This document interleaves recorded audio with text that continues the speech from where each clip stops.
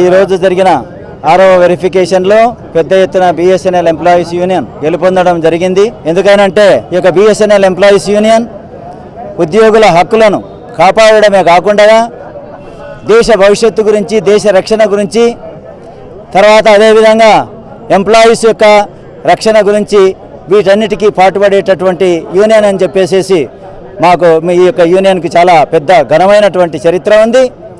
ఎందుకనంటే మొత్తం పోరాటాలతో ఏవైతే అనుకూలంగా లేని పరిస్థితులు ఈ డిపార్ట్మెంట్ని పెద్ద ఎత్తున దీనిని లాస్ చేసి దీనిని అమ్మేసే కార్యక్రమం చేసేటటువంటి కుట్రను ఈ యొక్క ఎంప్లాయీస్ ద్వారా, ఆఫీసర్స్ ద్వారా మేము భగ్నం చేసి దీనిని కాపాడుకునేటటువంటి పరిస్థితి మేము చేస్తూ ఉన్నాం. అదేవిధంగా ఇంతకుముందు తెలుసు, బిఎస్ఎన్ఎల్ రాకముందు, బిఎస్ఎన్ఎల్ మొబైల్ సర్వీసెస్ రాకముందు పెద్ద ఎత్తున ఒక 1 మినిట్కే ఇన్కమింగ్కు 8 రూపాయలు, అవుట్ గోయింగ్కు 12 రూపాయలు వసూలు చేసినటువంటి పరిస్థితి ఉంది.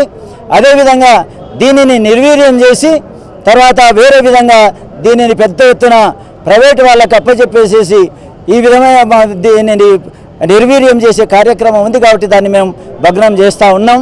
తర్వాత ఈ ఎంప్లాయీస్ అందరితో, ఆఫీసర్స్తో కలుపుకొని దీని మీద జరిగేటటువంటి అనవసరమైనటువంటి పరిస్థితిని కాకుండా మాకు ఎక్విప్మెంట్ ఇవ్వాలని, తర్వాత దీనిని పెద్ద ఎత్తున స్టోర్స్ ఇచ్చేసేసి పెద్ద ఎత్తున దీనిని మేము కష్టపడి దీనిని పెద్ద ఎత్తున మేము ముందుకు తీసుకెళ్తాం.